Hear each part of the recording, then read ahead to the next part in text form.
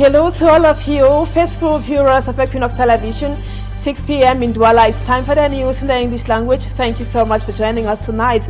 Viewers, our major stories this evening. Annie Floranga, mother of the 5 children kidnapped by gunmen on board an inter-urban transport bus, cries out to the government and to Cameroonians to save her remaining 4 kids. She says the eldest, 19-year-old boy, has been killed already by the kidnappers and the others are in grief and danger. Her children are among the over 15 persons taken hostage in Zigage in the north region of the country on their way to the south region. And what are the authorities doing to release the kidnapped Cameroonians? More on that in this edition of the news. And also in this edition, prices of goods of basic necessity, especially foodstuff, have skyrocketed in markets here in the economic capital Douala, all because of the recent traffic congestion in Bonaberi here in Douala. Business persons say transport cost has increased and the consequences on the people are far-reaching. Our reporters were at the Sandaga food market in Douala, and we will be telling you more on that also in this news edition. Viewers, those are our stories. Details and more when we come back.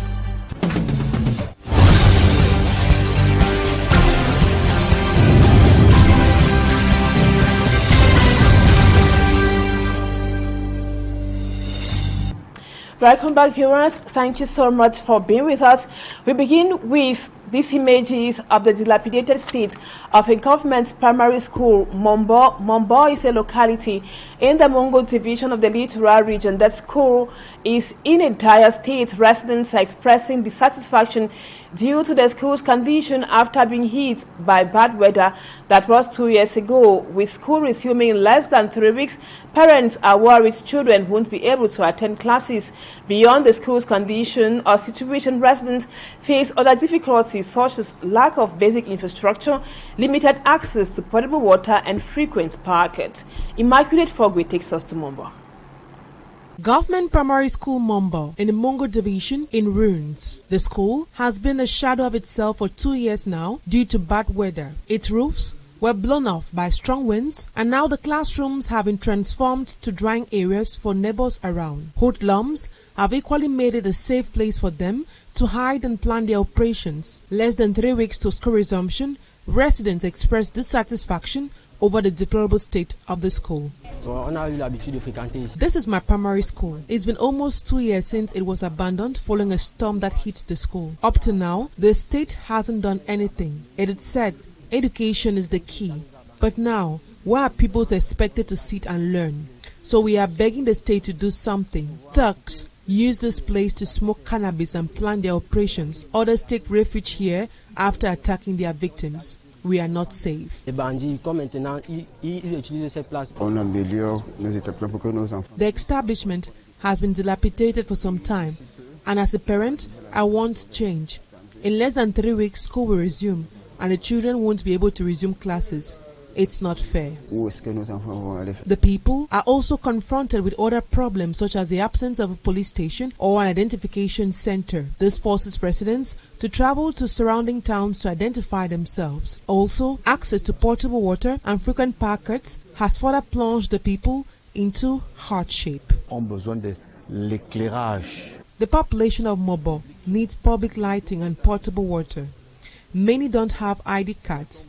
They are forced to travel just to make an ID card. Due to rising insecurity, it's necessary that a police station is created here. Reacting to these plights, Jean-Paul Ewane, Littoral Regional Councillor, calls on the population to be patient as efforts are underway to ensure that their challenges are addressed. But the question many are asking is, how soon is soon?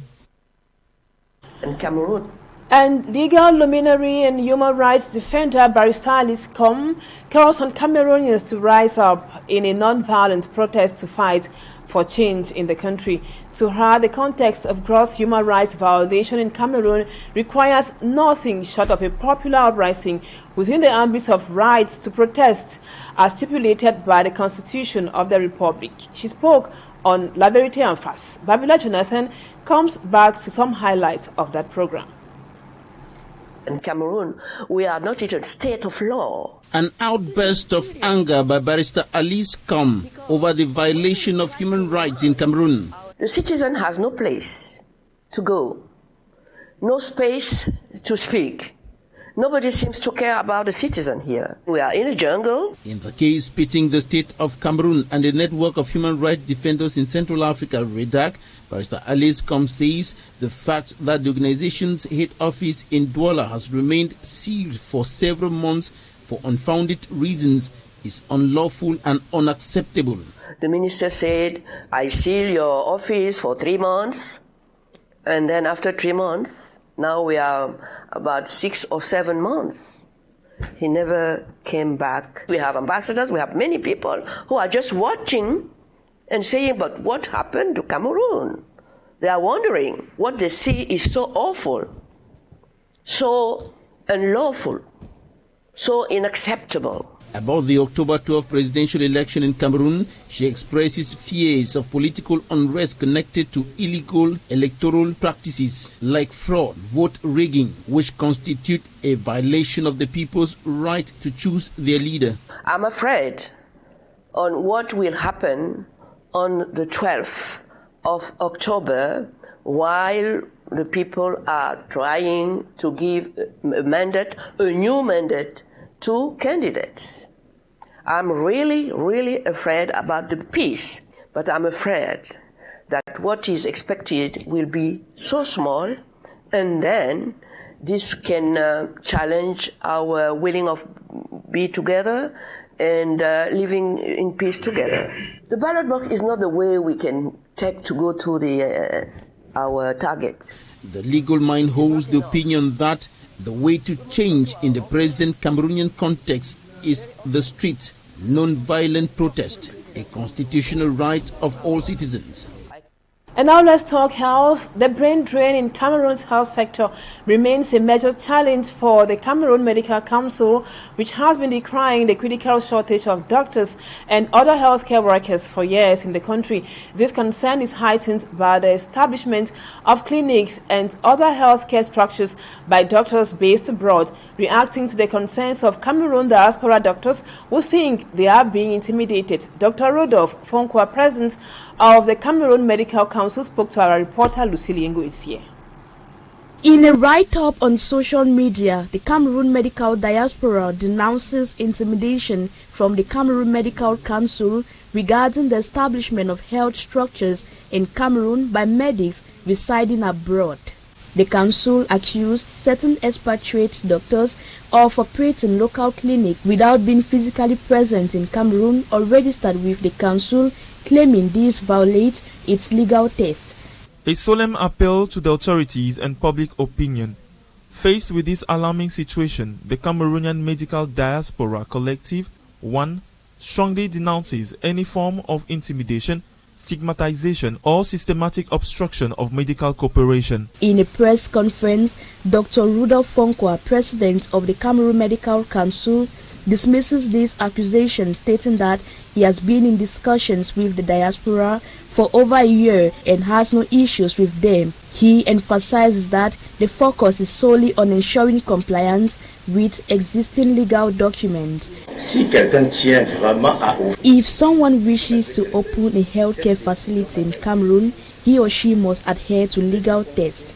This decision wasn't taken at first thought. However, for someone who is not in the country, if an incident occurs, we will be held accountable for knowing but choosing not to act. While recognizing the vital role played by Cameroonian doctors living abroad, the council calls on these medical experts to return to the country to improve the healthcare system and increase the number of medical professionals which have decreased in recent years. The Cameroon Medical Council's aim is to motivate those in the diaspora to return to the country and apply their expertise here. There is no country in Europe where you won't find a Cameroonian medical professional, so it's essential to develop a return plan that allows them to contribute their skills effectively in the country. Cameroon is classified by the World Health Organization (WHO) as having a critical shortage of health personnel with only 1.3 doctors per 10,000 inhabitants, significantly below WHO's recommended ratio of 1 doctor per 1,000. And now let's come back to some Cameroonians who were arrested and detained in Yaoundé recently. Of the about 50 citizens who were arrested during the pre-electoral hearing at the Constitutional Council was Njoya Yun Chahu, a CRM militant. He was among those freed. That was 8 days after their arrest. Our reporter Cedric Chakutio met with him that was in Bonaberi, and he comes back to the circumstances of the arrest in this report. Njoya, 30-year-old militant of the Cameroon Renaissance Movement Party (CRM), was one of the arrested citizens who merely attempted to attain the pre-electoral hearing at the Constitutional Council. He was amongst those who were freed. Je suis quitté de Douala dimanche dans la nuit pour aller assister au contentieux préélectoral. The young man who went to support his candidate says he does not understand how he found himself into the net of the officers present at the Constitutional Council, though he introduced himself but was caught meters away from the scene. Dont les gars là, les connaît pas, c'est ce que les gars m'ont dit. Celui qui a demandé de libérer lui, c'était un capitaine, et celui qui nous a embarqué, c'était un colonel. Ils ont dit non, vous ne pouvez pas embarquer les. During his detention, Njoya was questioned on his relation with the party and could receive visits from his family. An adventure which does not discourage him from demanding change in his country. Mais ce sont les étapes de la vie. Quand tu aimes une rose, attends-toi à affronter les épines. After some days, he will be freed and could have the opportunity to return to his family. For now, 23 are still under arrest and are also waiting for their liberation. And now let's come to one of our lead stories. We told you in the headlines, viewers, that the family members, especially the mother of the 5 kids who were kidnapped on board a touristic bus at Zigage, are still in total confusion and grief. The children are among a dozen others kidnapped by gunmen who were armed in the far north region of Cameroon. The mother, whom our reporter spoke with in Yaoundé today, says she spoke with her children through the kidnappers. Her children are in danger. The second child told her that their brother, 19-year-old, who is her first child, has already been killed by the kidnappers. Unfortunately, the kidnappers who are threatening to kill all of them if their demands are not met. They are asking for a ransom of 50 million francs CFA from the family. Madame Nga Florent, who is a mother of the 5 children, says she is a single mother and has not been able to raise 50 million francs for her children to be freed. She also adds that she has been to the judicial police in Yaoundé severally, but she was told now that it is a state affair. However, the state of Cameroon is still to make an official statement or communique on the kidnap of those people in Zigage in the far north region of Cameroon on board a bus belonging to the Touristic Transport Agency, and Touristic also is still to make any official statement on that what happened to those Cameroonians. We will be coming to the interview with the mother of those 5 children kidnapped. That would be at 8 p.m. detailing with our reporters who are with her in Yaoundé. And now let's move on to how Cameroon is faring today in just a moment.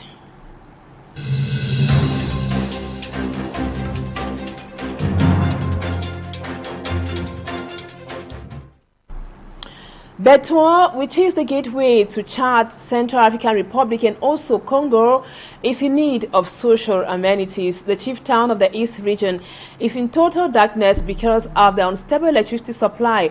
Ironically, Beton is close to the Lompanga hydroelectric dam, but still the inhabitants have it very difficult or tough to make ends meet.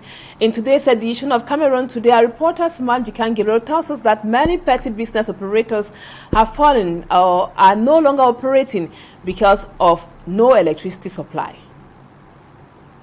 Town of the East region of Cameroon. The town remains very strategic for those heading to the Central African Republic, Chad and Congo. It is a town rich in agricultural produce as well as mining, but notwithstanding the beauty of the town, it has problems which are similar to enclave villages. Electricity poles planted all over the town, making one to think things are normal, but it is not the case. It's a natural thing for us. We are used to the daily outages, and we have our candles around our bed as we await if power will be restored. Close to the Lompanga hydroelectric dam, but unfortunately in Betua, inhabitants are in the dark. Our food in the refrigerator are all bad, and we are now forced to go back to the former ways of doing things. It's all on the company in charge, because my customers can't eat and they always complain. To make ends meet, some business operators have decided to get generators which they have found means to make it not to consume a lot of fuel.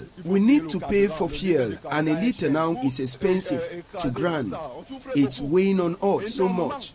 I was forced to adapt mine this way to economize the consumption rate. I went and paid for fuel for 1,500 francs. See what I was given, and we can't even work with it, not to talk of making profit. It is also very difficult for housewives to prepare food, as many cover distances in search of electricity. We need to eat.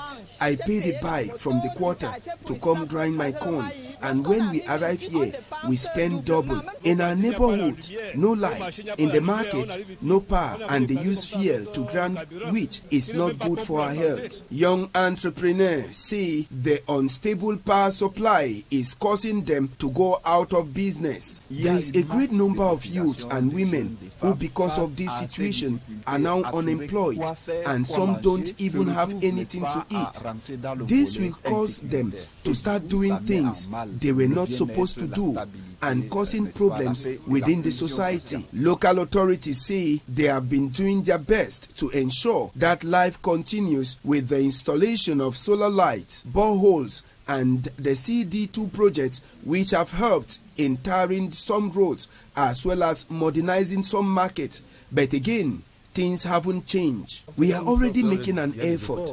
You could have noticed that we have solar lights, and we shall continue like that. I know it's not enough. Another major difficulty is that of roads. Majority of the roads are concentrated in towns, abandoning the peripheries. The main road, which is on the National Road number 1, is suffering from congestion, of which it could be decongested. Thanks, Matt. That does it for the first part of the news, viewers. Let's now meet our guest in just a moment.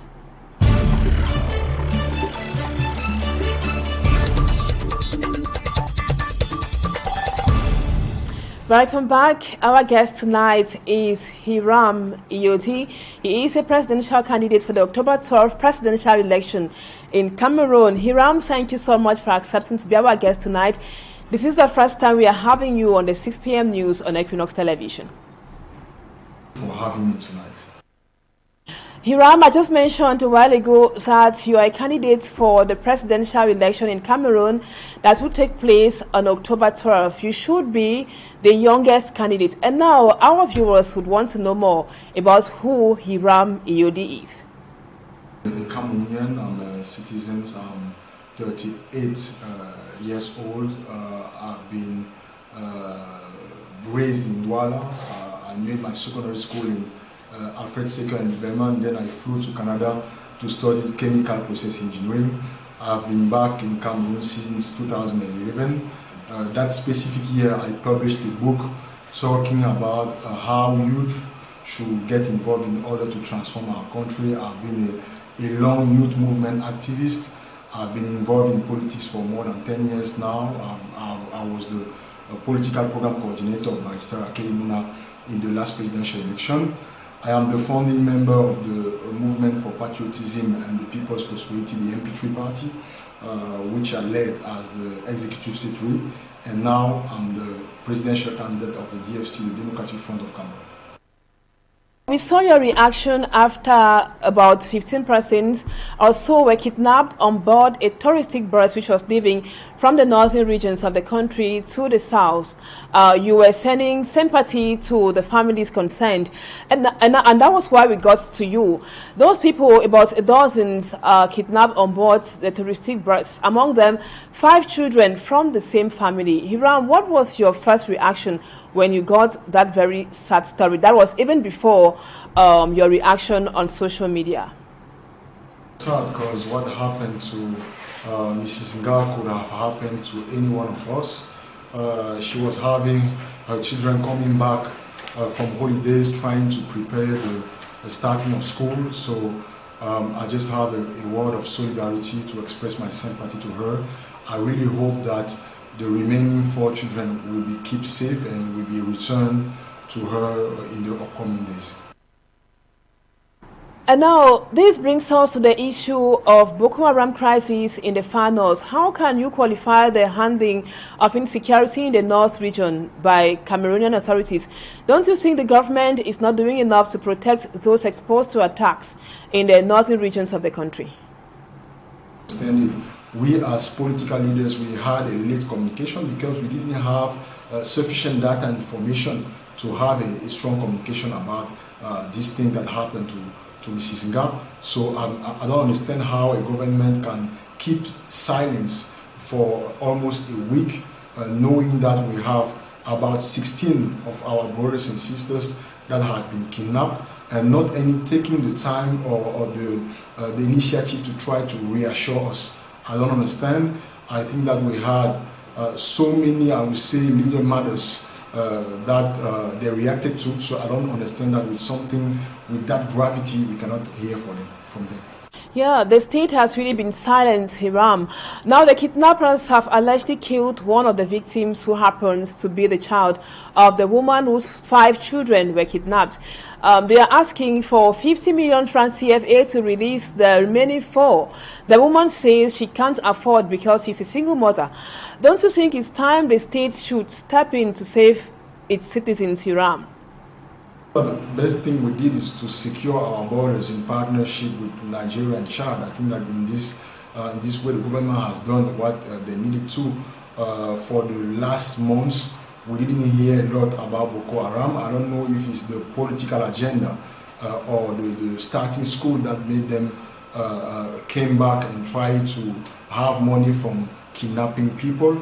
But I think that we need urgently to secure the road between Marwa and Garwa. From that road we used to do 2 or 3 hours, now it's taking 8 to 9 hours to reach those 2 cities with a poor quality of road, and those kidnappers, they know specifically where they have to stand in order to kidnap people. And from your communique, we saw that you really sympathize. Your heart goes out to those families concerned, especially Floranga, whose 5 children were kidnapped. One, we were told, has already been killed. What words do you have for her especially? I say a strong word of sympathy. I really hope that we have a national mobilization so that they feel that they are not alone. Their sorrows is ours. And I really believe that we should better mobilize as a national community to bring them help, to try to keep pressure by communicating as you are doing on social media, to just keep communicating about this to help or to put pressure on the government so they can have a strong and quick reaction. Hiram, we can't let you go without talking some little politics. You might want to know, you are a presidential candidate and there are 11 other candidates. What is your perception? What do you think about forming a strong coalition to host the 43-year-old regime of President Paul Biya?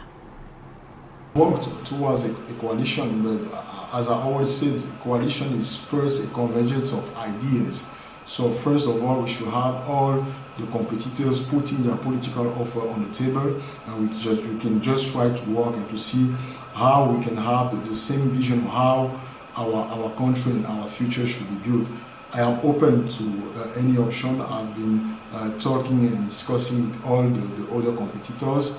I'm pretty much positive, but I think that this shouldn't be a matter of person.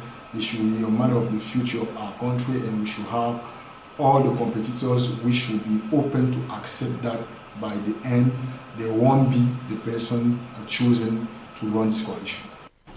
Thank you so much, Hiram. We are going to be talking more on your political aspirations that should be in subsequent news editions. Thank you so much for accepting to be our guest tonight.